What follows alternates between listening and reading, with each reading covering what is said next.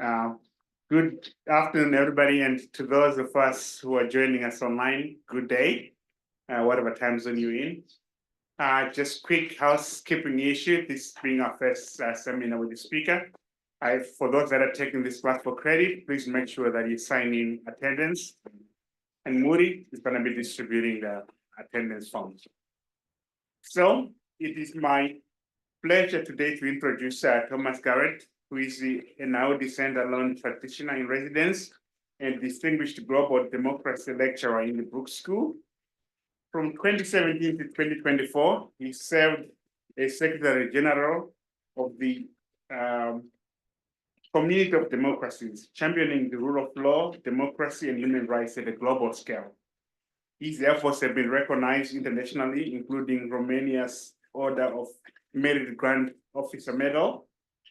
Previously, Mr. Garrett held leadership roles at the International Republican Institute, overseeing democracy strengthening programs in over 80 countries and receiving Mongolia's Medal of Friendship for his work. With degrees in political science and international relations, his career reflects a deep commitment to advancing democracy worldwide. Today, he will speak to us on democracy, key to equitable development, a topic that I think is especially timely as democracy faces unprecedented challenges globally today. With threats to democratic norms and governance increasing, this discussion provides a critical opportunity for us to reflect on the role of democracy in fostering equity and resilience worldwide. Please help me welcome Tom Garrett.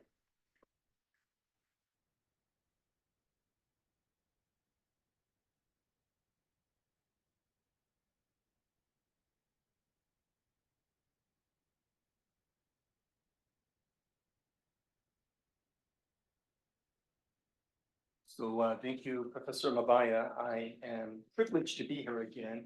When I last worked with you with the Humphrey Fellows, I made a series of predictions about the United States November election, which all proved wrong. And so I'm somewhat surprised, but very pleased and honored to be able to be back with you again. I won't make predictions so much. I'll try to look more at things that have actually occurred, but it's sometimes hard to resist. I've really been looking forward to today's discussion. And before I do, I want to say thank you to the organizers of the Tsujimoto Perspectives and Global Development Seminar Series. I want to acknowledge the Department of Global Development, the Department of Natural Resources and the Environment, and the Charles H. Dyson School of Applied Economics. And also, I just want to say that it is such an honor to be associated through the seminar series with Harry and Joshua Tsujimoto. Their personal lessons in living through and actually even prevailing over a time of uncertainty and turmoil in this country, I think holds specific resonance today for many of the communities that make up the United States. I encourage anyone who's not familiar with the Tsujimotos to learn of their story. So in this session, I want to discuss with you democracy and development, inclusive, equitable development. Am I correct in assuming all of you here are considering looking at a future career in development? Is that who we have? Wonderful.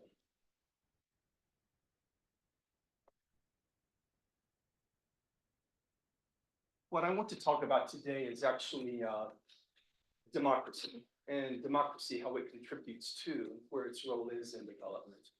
When I very first started doing democracy assistance programming in the early 1990s in Ukraine, we were funded by something called the National Endowment for Democracy, which of course understood what we were doing.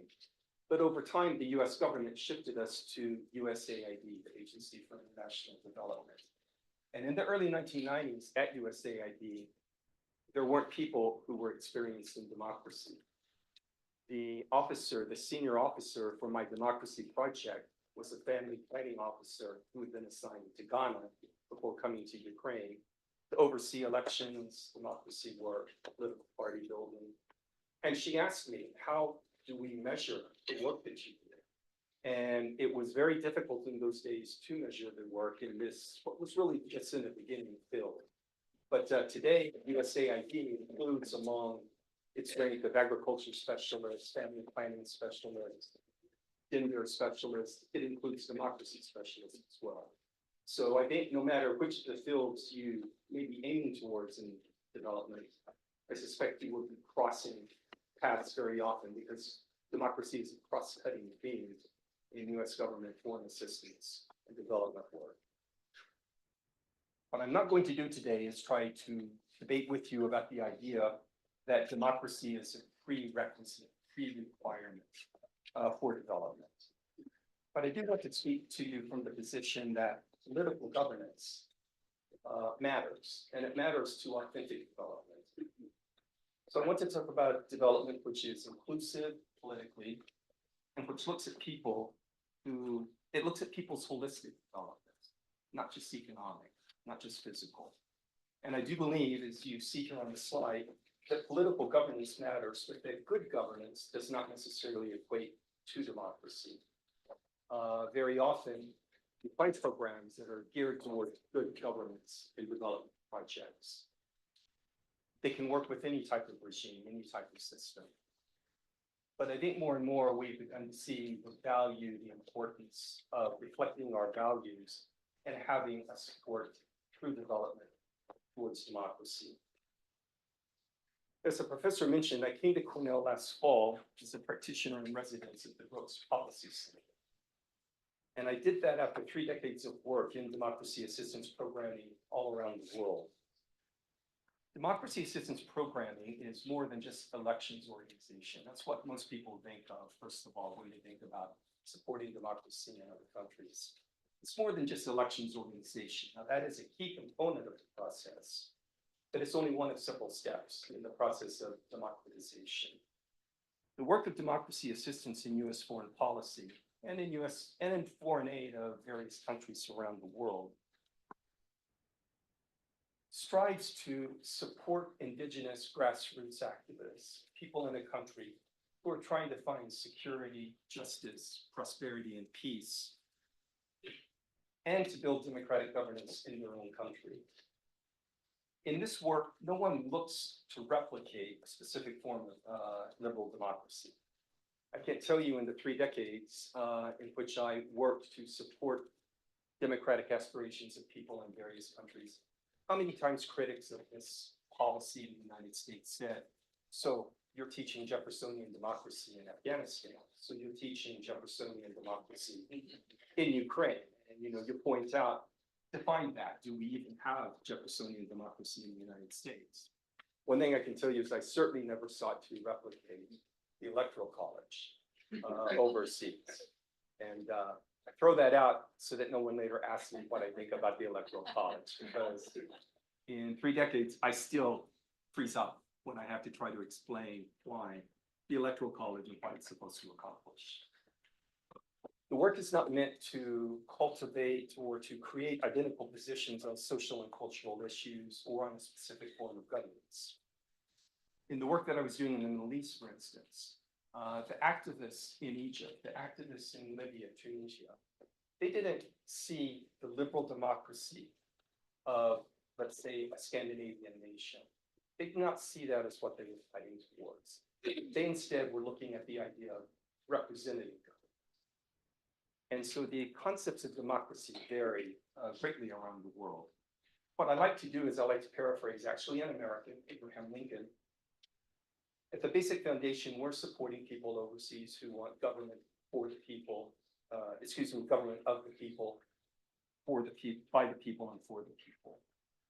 Yesterday, the Center for Global Democracy in the Brooks Policy School had an event on democratic resistance, and the primary speaker, some of you I think were there to hear this, described democracy assistance work as responding to the appeals of people in the country by standing beside them, by standing behind them, not by standing in front of them or leading them towards some type of a foregone conclusion, but supporting their aspirations for representative government.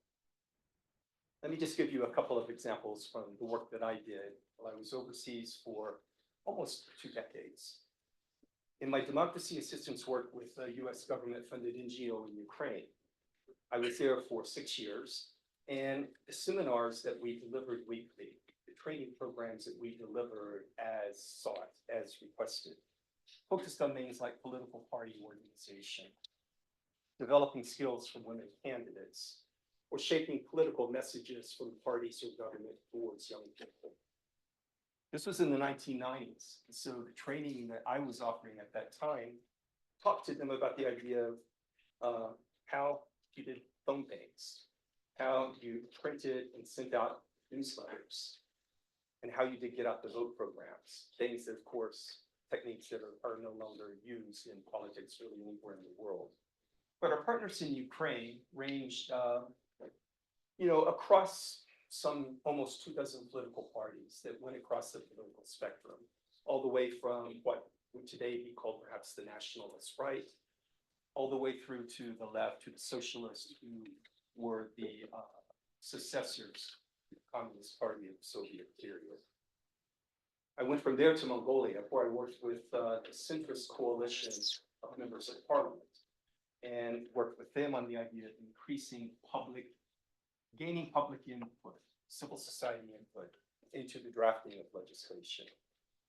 And I can tell you that was a very challenging job, moving parliament in a system that's transitioning from the Soviet transition, where it was answerable to the party, into a democracy where it's supposed to be taking public opinion into account as it shapes the laws, as it shapes the regulations that govern the country, was just a real challenge. I remember one of the first candidates I worked with still in the election period. And I was talking about, you don't just go out and talk at voters, but you listen to voters. And he said, well, that's a terrible idea. If I listen to voters during the election, you're going to expect me to listen to them in parliament. And so, it is a little bit of a different system. People adapt, people learn, people grow. It was a real pleasure to be able to work with those who wanted to say, we have this brave new world and we want to be a part of it. How do we do that? Moving from there, I went to Indonesia, where I lived for 4 years. And I worked again with political parties that were Islamic, as well as those that were secular in orientation.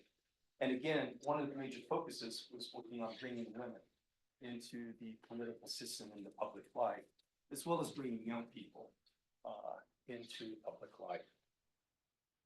Our only rule for who we worked with in Indonesia was that a political party had to renounce violence as a means of gaining power, and that had to accept the outcomes of an election. Indonesia, as a past colonialist, colonialized culture, was really rife with suspicion of outsiders. In my 4 years there, I have to be honest, every week, every training program, every 3-day program we started, in a room like this, with representatives of various political parties, Islamic or secular, almost always began with suddenly me being interrupted in the welcome remarks by someone who said, why would an American travel here and live in this country to help us? What's your real reason being here? Do you want to break up our country? Is that your plan to weaken the Republic of Indonesia by breaking us up? Or are you trying to exploit our natural resources? Why would you be here otherwise? And so, you just had to accept this suspicion, which was reasonable given the not that far ago past for a country like Indonesia. It was only after 1945, when in World War II, when the Japanese were pushed out, the Dutch, who had abandoned the archipelago when the Japanese first arrived, suddenly show up and put up a flag and say, we're back and we're back in charge. The Indonesians, of course, said, no, everything is different, everything's changed, and you're no longer in charge. They took the flag of Holland and they ripped off the bottom strip. And that's why, I don't know if you've ever noticed, but Indonesia has an irregularly shaped flag. It's red and white. It's because they ripped off the bottom color and said, no, this is a new country and we are going to govern ourselves. You had to accept that suspicion. And what I think you had to do is you had to really focus on your words and actions and ensuring that you were very careful not to play to that suspicion.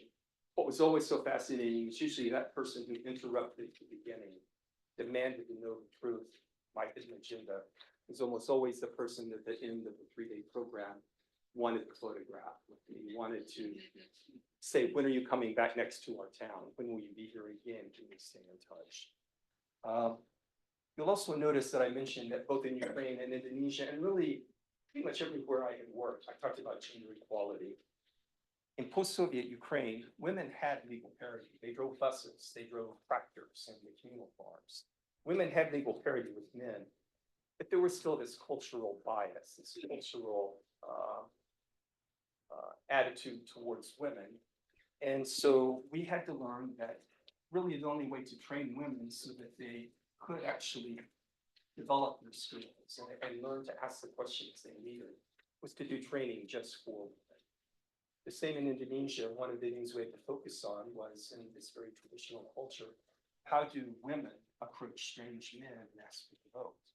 And so we brought women from around Islamic countries around the world to share how they had campaigned at a mosque, how they had sought election by going in, usually accompanied by a male family member, a male staffer, that they could go in then and approach men safely and talk to them about issues.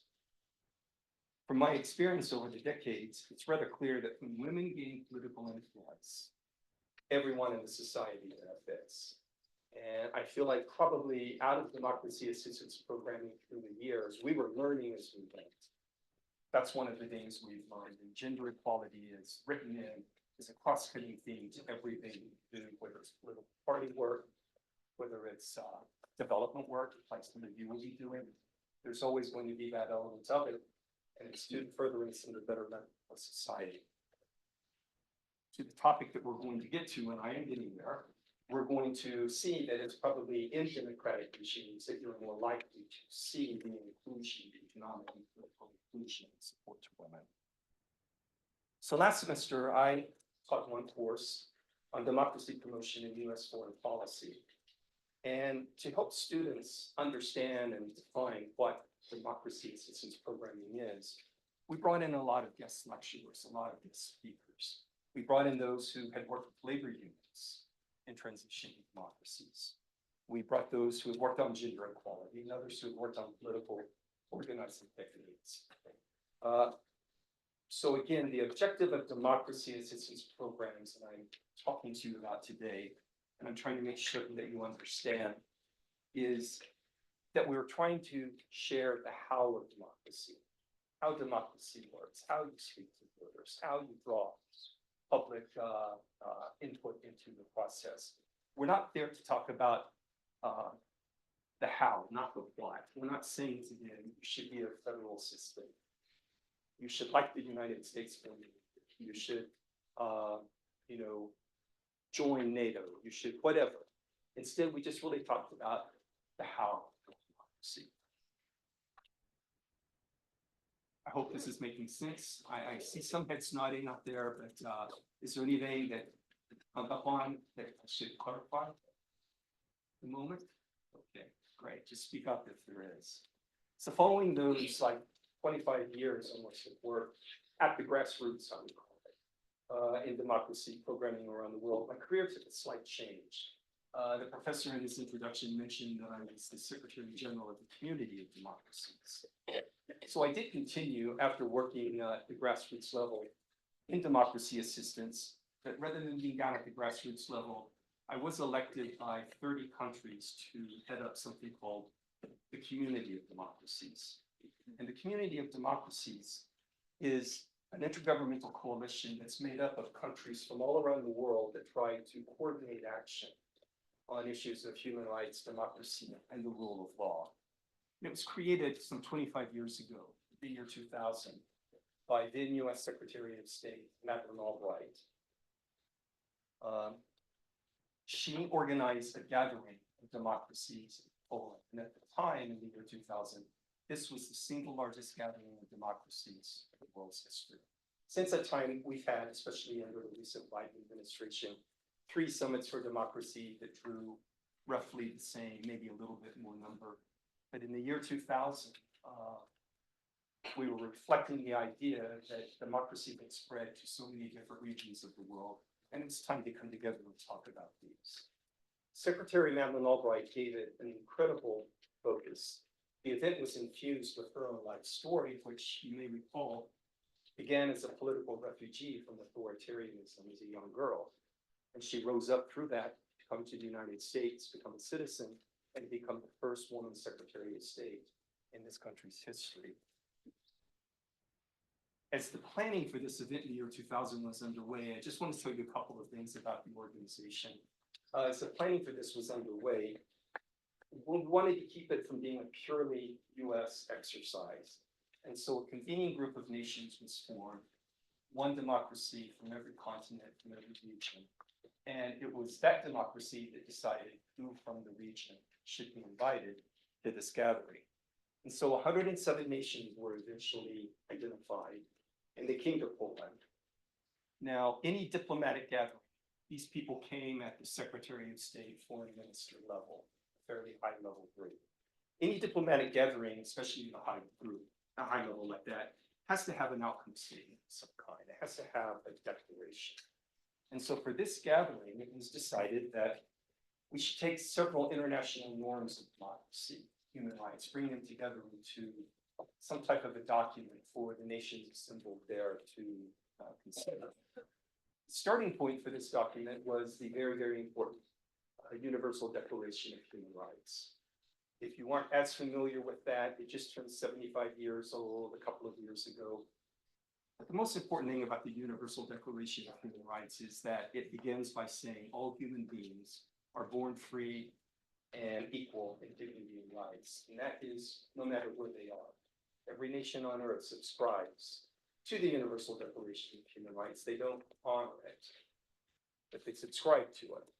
And it is something that when you hear these debates about, well, democracy is not really culturally relevant to my country's history, still your country has agreed to the Universal Declaration of Human Rights. You entered into any number of treaties and agreements in which you commit to honoring the universal human rights. So the document that was produced for this conference started there. And actually some new rights and fresh principles were inserted into this draft. It's funny because there are going to be things that today you would think, of course that would be there.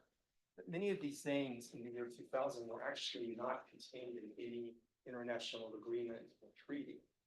Things such as independent monitoring of elections, elections that are open to multiple parties, civilian control of the military. There was new language on independent media, which again didn't exist at the time. But the idea that the media has a right to collect, report, disseminate information, news, and opinions. Another principle set expectations of elected leaders in upholding the law and strictly following their country's constitutions. This is one we see a violation of quite often as leaders elected to 2 terms as provided constitutionally in their country decide they want a 3rd term. And once upon a time, I think people in the United States had a good time pointing around the world at all these countries where presidents were suddenly deciding, well, I want a 3rd term. And of course, this past weekend, the President of the United States told a gathered assembly he was looking to the 3rd term. The Constitution doesn't allow that. And I would expect it to quell discussion on this. But this is how it often begins. And so the idea of following the Constitution, fulfilling your term of office is legally established. The rights of those duly elected to actually take their office. At the time in the year 2000, and again, very recently, we had countries in which someone was elected against all odds. They sometimes beat the rigged system that was against them. And the military or the deep state said, well, fine, that you're not going to take office. And, you know, we saw that it's recently in Pakistan, just a year or so ago. We see that in not a number of countries, we've seen that in more than a few countries in which it's determined the winner. I think it was the dictator Somoza in Nicaragua who had said, you know, good for you, you won the election, but I control the count. And so this is one of these rights that 107 nations gathered, considered this to be an important part of the document and put into this. Now, out of those 107 nations in the year 2000 that were gathered, 106 of them adopted these 19 principles of human rights, democracy, and the rule of law. And as I mentioned before, it was not a treaty, so it's not legally binding. They can't be prosecuted in the international courts for violating it. It's an aspirational document. But the Warsaw Declaration, as it's known, is still alive today. And what it is it's something that's used for transitioning countries moving into democracy. It can be sort of a guide, a roadmap to where they should be going. And for established countries, such as those of the West, the United States, the Warsaw Declaration serves as a checklist. How are we doing? We can check ourselves off against the 19 principles that are listed here.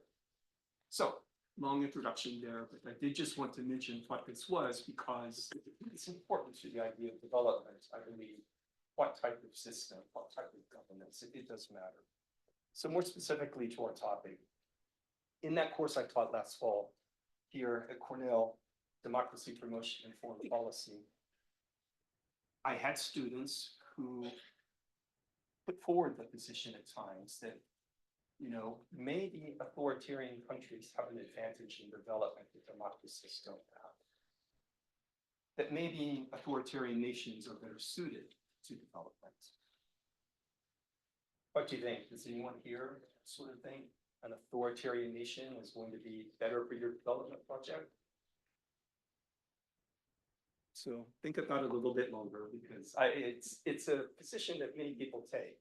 It's not a small position, but quite a few people believe that, you know, democracy is not necessary for economic development. As I said at the beginning, I'm not going to argue with you that it is, but I'm going to talk about why it is preferable, why it is more likely to produce sustainable development. But again, several of my students thought centralized decision making, one person rather than an elected parliament of 500 members, one person at the top who has state-run enterprises is going to be better for development. Been going through the messiness sometimes of democracy, public hearings, like we try to persuade the Mongolians to do, or listening to voters and all of the various ideas. But again,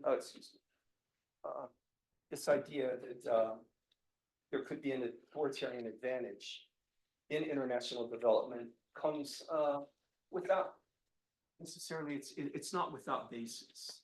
And I think also these last 2 decades, one of the things we have to acknowledge is that democracies have been, for about 18 to 20 years now, in sort of a backhill. We've seen polarized legislatures. I think this is one reason President Biden and now President Trump are issuing all of these executive orders, because our Congress for so long in the United States has been unable, through gridlock, polarization, to create the important and significant parts of legislation. There's a lack of trust in democratic institutions by citizens. Again, we saw that in 2024, which was the year of super elections. More people around the world, half the world went to elections last year. Some of those elections were free and fair, others were not. One thing that came through in all of them, incumbent parties did very poorly. Whether they were at the left or the right, incumbent parties very often got thrown out by outsiders. And one of the reasons for that is our democracies today do suffer from a lack of trust in institutions. Very often when someone says maybe an authoritarian nation has an advantage, it's Singapore that is brought up as the example. And for those who have not been there, it's a lovely place and it's clearly impressive. And, you know, there's no denying the success of Singapore. But I feel like so very often hold out the example of Singapore. You find very often it's not another example behind that or behind that one. Singapore is often thrown out as the example, which means someone is probably ignoring all of the dozens of other authoritarian states that are not good examples of development. And I think very often people who hold out Singapore as an example tend to gloss over some of the sentiments that actually drive its authoritarian government. I want to point out Lee Kuan Yew, who was the founder of modern Singapore. You can read the quote. I believe what a country needs to develop is discipline, more than democracy. The exuberance of democracy leads to undisciplined and disorderly conditions, which are inimical to development. The other statement, though, is the one that I think is a little bit more troubling to hear from the leader of the country. The ice water. Because we don't need his vote. We don't need to know what the man in the street in the tropics selling ice water thinks about something. I think if you do work in democracy programming, you have to reject this disparagement of the ice water man. You do this work from the starting point of the Universal Declaration of Human Rights I mentioned a few minutes ago. All human beings are born free and equal in dignity and rights, no matter where they are. And so I think if there is an authoritarian advantage, I think it is interesting that it's in a place where the idea of people, the average person, is largely rejected. This idea of the ice water man reminds me of the fruit seller, the man in Tunisia, that you may have recalled was selling his fruit in the street when a policeman came and demanded a bribe, and he said no. And so they confiscated his fruit, depriving him of a livelihood for his family that day. And then when he went to complain to the police, he was slapped in the face by a police officer who told him to get out, done in front of a crowd of people. And that young man went home and set himself on fire. And he took several days, it could have been a couple of weeks, I don't recall, to die. But the entire country was caught up on the internet and on television, looking at the lack of dignity this young man suffered before he took this final step. And that's what launched the Arab Spring all over multiple countries, was this one man seeking quiet dignity, like an ice water. And again, to do this type of work, you have to believe, I think, that every human on earth has the capacity to speak and express their concerns about issues, their hopes, and their aspirations. So, another thing I would just note about the authoritarian nations that some people consider have an advantage in development. What's always very fascinating as well about them is they require the trappings of democracy. There's very few authoritarian nations on earth that are just sheerly authoritarian. We saw that this past weekend in Belarus, where elections were held. But in these elections that were held, President Lukashenko got 87% of the vote. Actually, it was 86.83. And that's interesting. Sometimes when you're bored and have nothing to do, look at how many times dictators win with 87% of the vote. They've somehow chosen that number. In the old days, in the early 1990s, they chose 90-something%. And we even saw with Putin in his election last year, there were some places where he won by a bigger vote than the number of total votes cast. But anyway, they want the trappings of this because they do understand there's a lack of legitimacy. There's a lack of sustainability to strongman rule.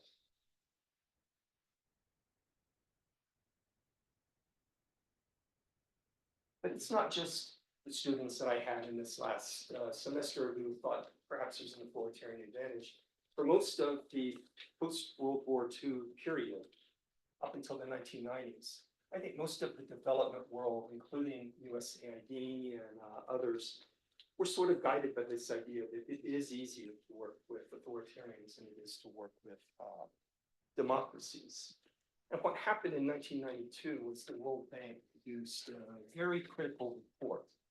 Had a major focus on Africa, but it had lessons to apply for around the world. And this 1992 report of the World Bank on governance identified the fact that most development projects were actually stalled, frustrated, not brought to completion because of the governance of an authoritarian nation. It didn't come out and say democracy. That's one of the things you'll find is that even today at the United Nations, you don't get the word democracy. It's immediately challenged by China. It's challenged by Cuba. But you hear a lot of things about, responsible governance, transparent, accountable. You hear all the things that are qualities of democracy, but democracy itself is not used, and it really wasn't used as a word or even a concept here. But the World Bank report did note that for there to be actual development that was going to work, you needed to have public sector management that was functioning. You needed to have accountability in the system. You needed to have a legal framework, a predictable framework for development, and you needed to have transparency. Do you have a question? Oh, got it. Thank you. Okay, perfect. And so we had this from World Bank. We had then an important study from MIT. And this is actually from 2019, so much more recent than the 1992 World Bank report, in which it said democracy fosters economic growth.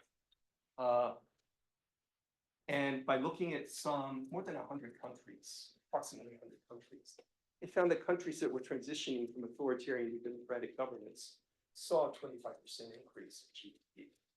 So we start to see evidence of this. And what the report found was it's an investment in human capital. Democracies are more likely to tax, that's true, but they're also more likely to put that money to the betterment of its people. Education, maternity health rates, and democracies are more pro-reform.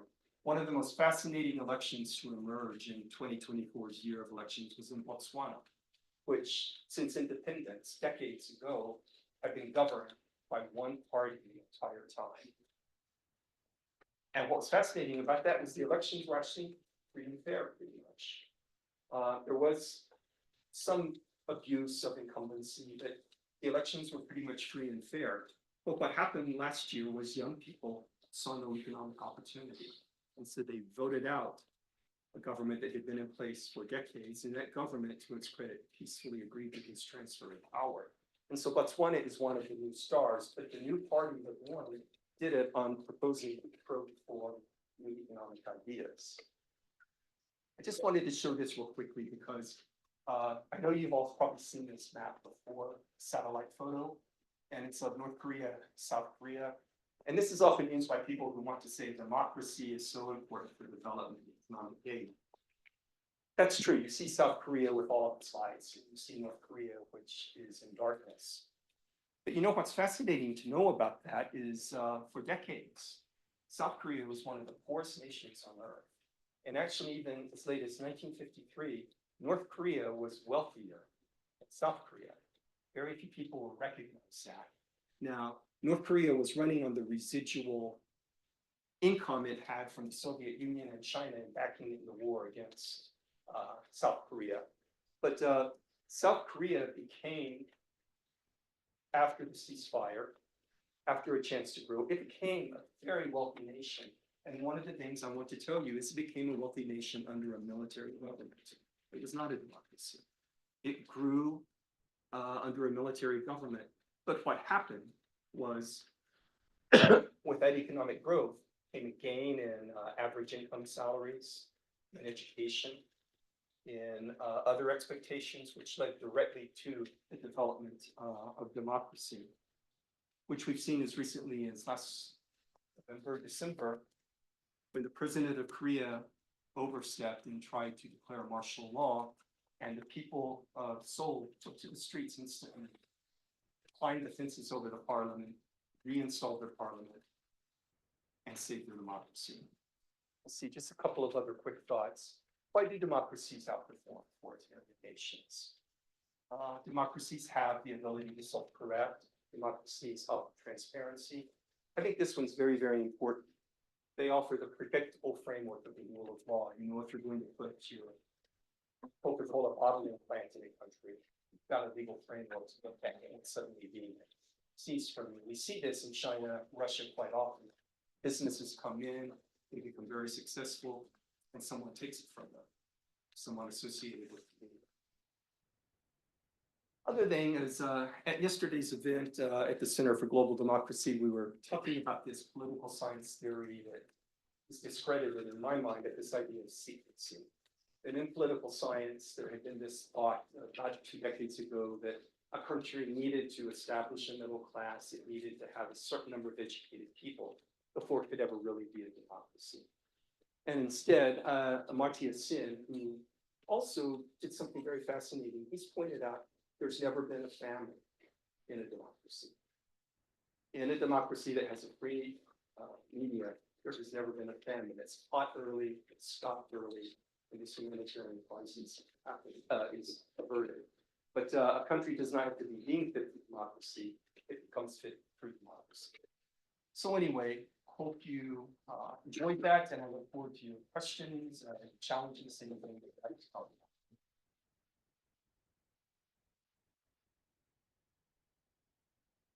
Thank you very much, Tom. I believe we have about 10 minutes for Q&A discussion. You can raise your hand. I think we have microphones out there that can pick audio. But if you can raise your hand, make your question as brief as possible, introduce yourself. So, anybody? My class last year, when there was no interaction, I just assumed you agree with everything I said. So you were busy writing it down. And then you talk about it. Yes, at the very back. What did you say that there was something like risk, for example, additional risk? I think they have a lot of studies on they have growth in their investment and cooperation there in this. I think that their governance is really different. Do you think they have potential strength? And did you say in the BRICS? Yeah, for example, BRICS or the regional cooperation. For example, India and China have recently like signed agreement about development, fighting like human capital borders, and it seems like it doesn't matter that much the region. Yeah, for those kinds. The BRICS, which for those who are not as familiar with, that cited that gathering, a growing gathering of nations that are seeking to reform, I think, the dollar superiority as the international currency. It's unusual in other regards in that it's made up of countries ranging from Brazil, Russia, India, China, and now I think Gulf states are moving into it. So you have a little bit of everything mixed in there. And I think there's not probably a sense of solidarity among them. Some are doing this for economic reasons. Others, I believe, want to use this as a weapon to change the world order away from the Universal Declaration of Human Rights into a world where might makes right, where there's spheres of influence that they control. So BRICS has to be watched, and it's, I think, reflecting in many ways the Global South's desire to be a more full partner in the community of nations. But it's just, it's still not quite yet where it's supposed to be. And I think Argentina quit the BRICS last year. So I would say just keep watching that. It's not been far enough along to know exactly what impact it's going to have on this topic.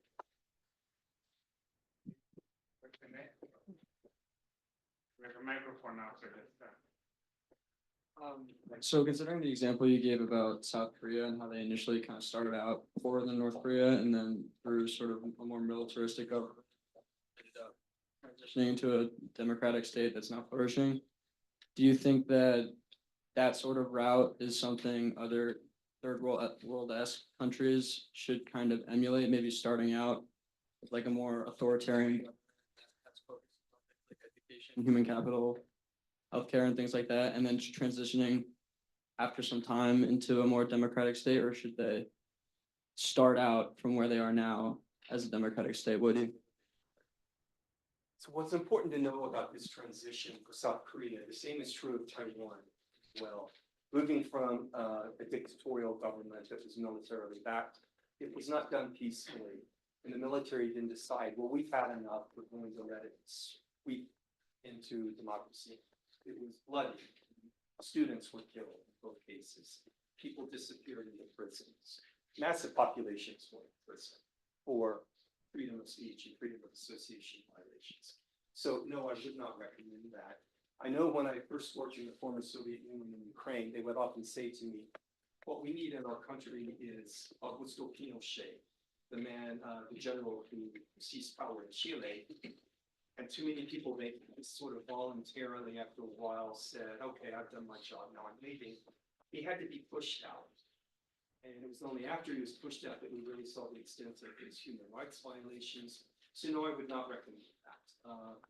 I think today what we have to do is we have to make certain that aid donors like the United States, the United Kingdom, Norway, all of them around the world, that we understand how development dollars can prop up bad actors. And we have a history of that, and we need to stop doing that. And we need to ensure that our aid dollars, our development work, supports the values and principles we want for ourselves. We have a question from the online audience. Go ahead. Yeah, this question is from John Porterfield, and he asks, can digital democracy depolarize political dialogue? And can perhaps demonstrate that democracy can work? Can a digital twin be a low-risk template allowing us to experience the benefits of digital democracy? He also adds that he's made this inquiry to 100 professors with interest in governance at the top 50 US political science universities, and he's observed no study of digital democracy. So I'm not an expert on digital democracy necessarily, but I can just say that I'm old enough to remember the arrival of the internet. And I remember those of us in the democracy assistance program field, we thought, well, this is ours. This new process, you know, the dictators, these old dinosaurs, they don't know what to do with things like this. This belongs to us.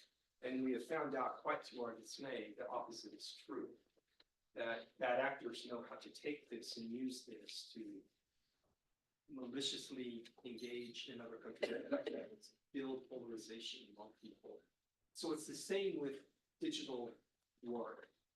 It can go either direction. It's somewhat of a neutral technology, although it does tend to keep people between away from one another and not out in touch with one another. But I do think that it could go either way. So the answer is it will be a boon for democracy if we try to make it that way. Okay, any other question? Yes?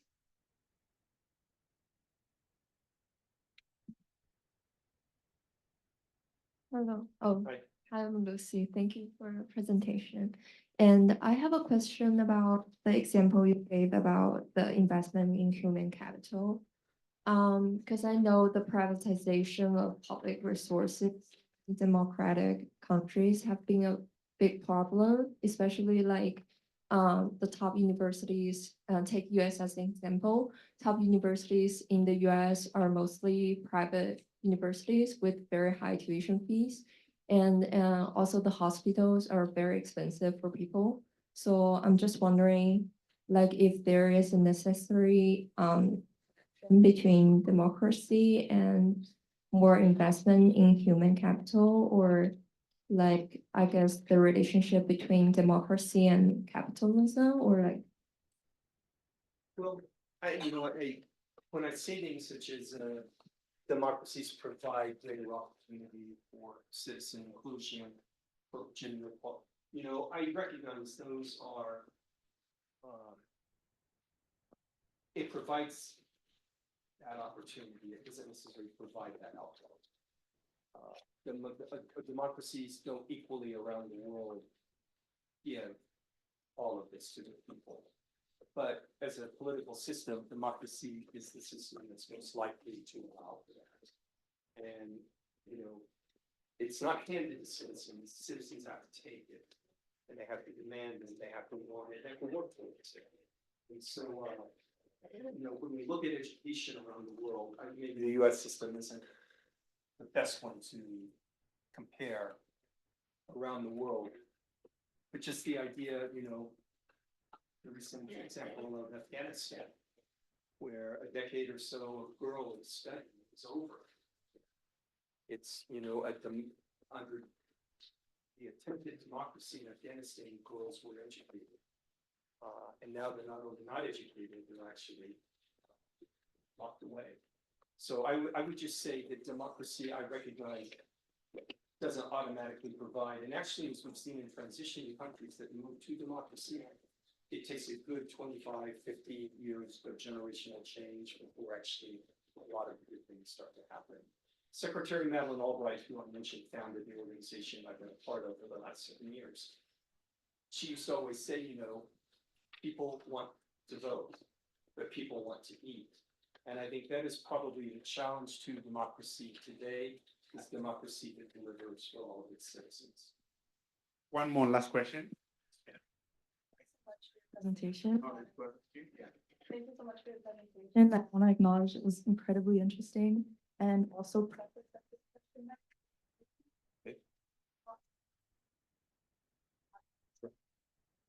You mentioned the popularity that